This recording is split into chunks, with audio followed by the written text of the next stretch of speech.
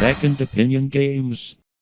Number 14, Castle Storm. With other 2D strategy games, they usually keep things on the lighter side to not totally confuse you. This is not the case with Castle Storm. There is a lot going on here, and you have to manage a lot of different resources. However, when you're on the battlefield, the only thing you really have to worry about is blowing apart the other enemy's castle, or maybe even killing as many things as humanly possible. Heck, there was one mission where I just killed a whole bunch of turkeys, and then they just gave me a ton of gold. Now, when I say there's a lot going on here, I really mean it. You have your hero character, which you could drop on the battlefield for about 30 seconds, and he could cut things up really good. But if your character dies, well, you have to wait for him to regenerate. After 30 seconds, he also goes away rather quickly, and then you're stuck using your ballista. This is sort of like an Angry Birds weapon where you fire giant stakes. You could even pick up triple stakes, or maybe even bombs to throw.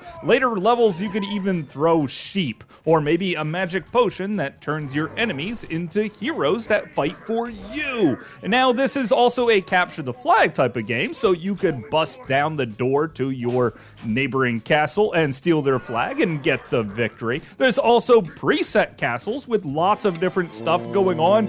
Too much for me to even worry about why I'm playing this game, so I usually just go with a preset one with a lot of different defenses already set up for me. However, you can fully customize your castle if that's really the type of thing you're into. And also, if you manage to run out of content, which by the way this game has a ton of for the low price of $10, well then there's extra DLC for $3 a piece. If you pick up this, it's like buying a whole nother game because they're all different types of character types that you can now play as or even play against, and all new weapons to pick up as well, with keeping the same art style, which is done in a beautiful cartoon atmosphere. Even though the controls here get a little convoluted, you eventually do get them down, and when you do, you're gonna start flying through this game really quick, maybe even too quick, then come to a hard brick wall, causing you to go back to earlier levels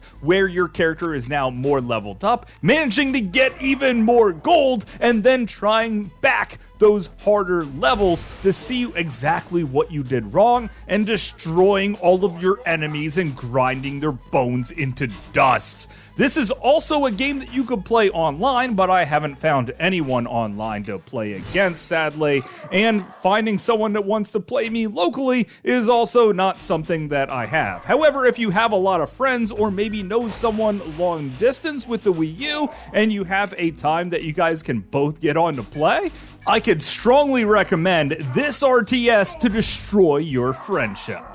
But of course, that's just my opinion. Thanks for watching. Hey, let me ask you something.